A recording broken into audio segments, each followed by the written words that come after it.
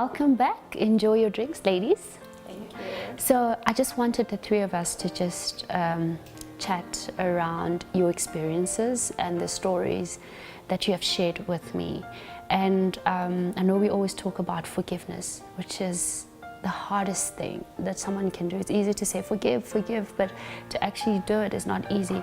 And it's something that you had to do in your marriage. How easy was it for you to forgive? Or It was not easy.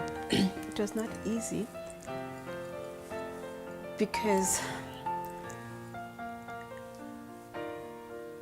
staying with the same person, you're being human, you'll always think of what he has done. yeah. And the minute he does something, that will come back. But being a Christian and a praying wife, the Bible instructs us to forgive. Yes. And we need to submit to our husbands. And I think that's why it became easier for me to be able to forgive him. Because of who you are. Because of who I am. Yes. And in order for me to move on, I needed to close that chapter in my life. And unforgiveness holds you back. Exactly. You're trapped in it.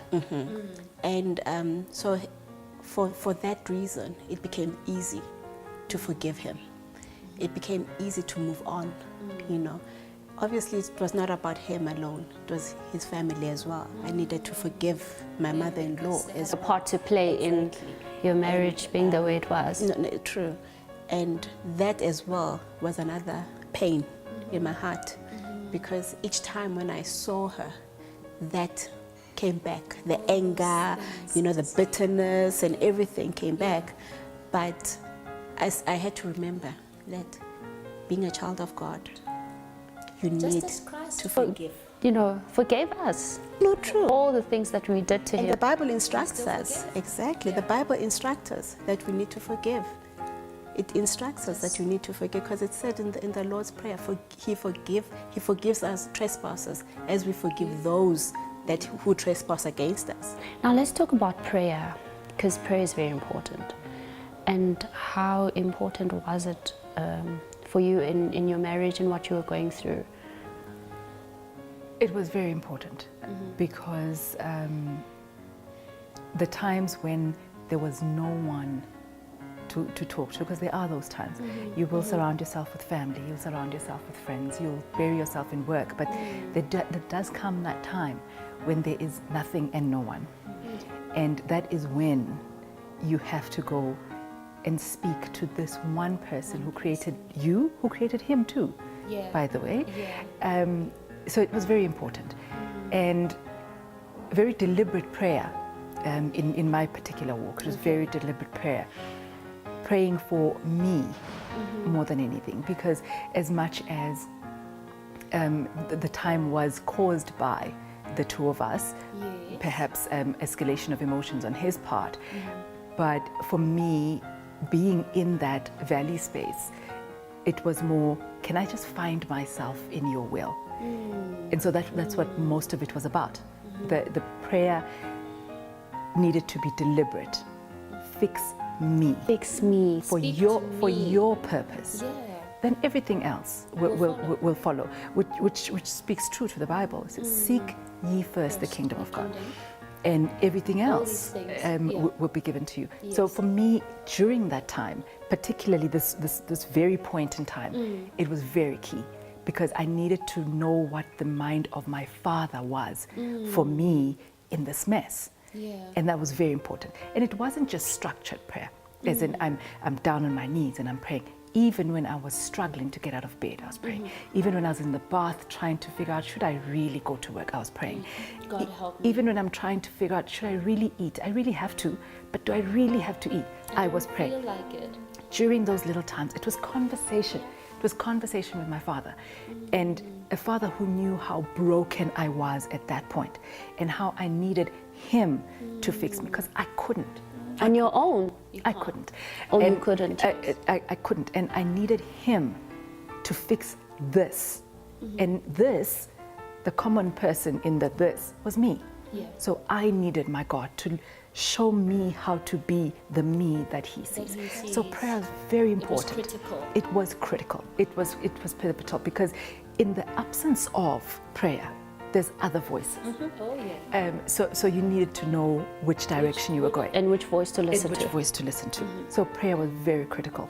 Not just on my knees, bawling my eyes out. Sometimes just simple questions. Sometimes simple conversation. And now there were also people around you, family and friends. I'm sure you were getting a lot of advice. Everybody had something to say about your situation. So when you decided to take that decision to say, you know what, I'm going to make it work. Yes, I've been through the worst of the worst, but I'm taking that decision to stay.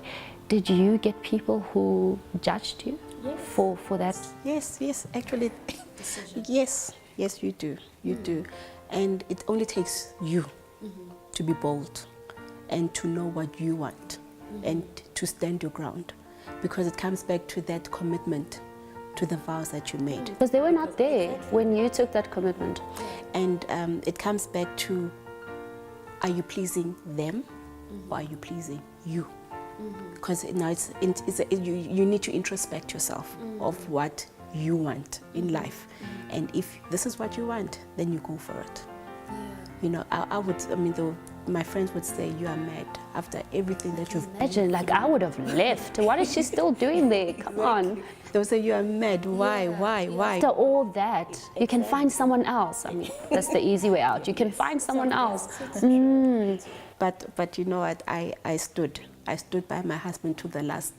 And I'm very proud, actually, to say that I was there with him till the end. Till the end. You can proudly say that. And then I'm sure there are women that are watching this show right now, and they're sitting there and they're like, that's me. I'm going through the same thing that they're going through. Now, to you both, what would you say to that woman? What advice would you give them? We'll start with you, Welile. Clarity. I found that making a decision, and an informed decision, of course, choose your informers wisely, but make an informed decision on what it is that you want in your life. And then that clarity opens up the way for you to go. That again isn't easy, because you make the decision and you get judged, you get shoved this way, or you walk into a situation and it hasn't changed to your liking. But make the decision. That would be me. Pray about it. Pray hard about it. Speak to yourself.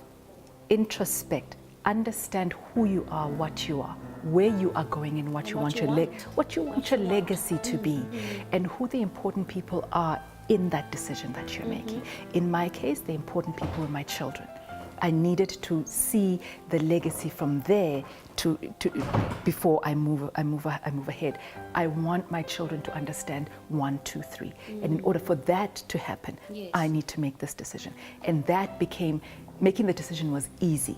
Executing on it is never easy. It's never easy, because then that is where you will meet the friction.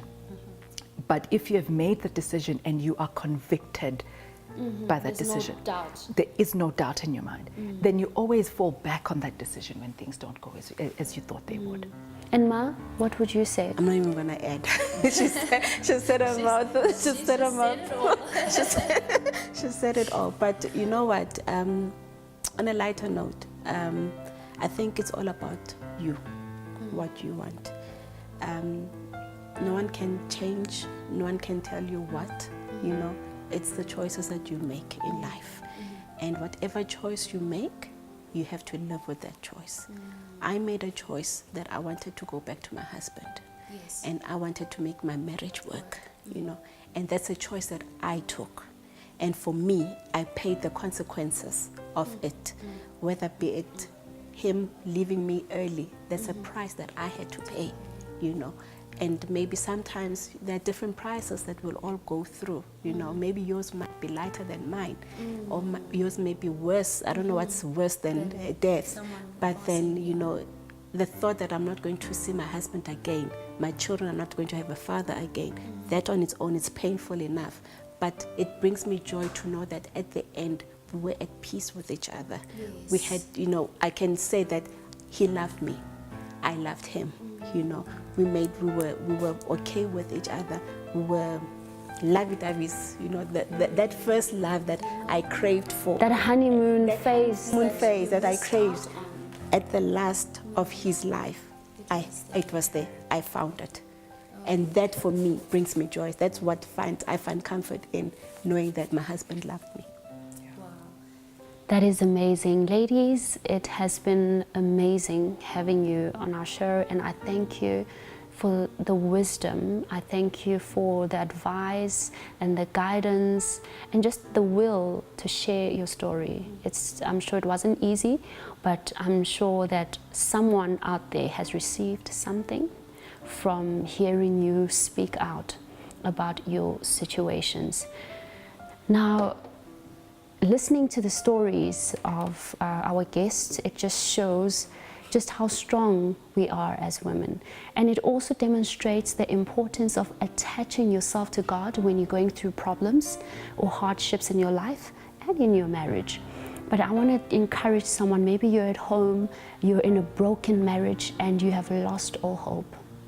With God, nothing is impossible.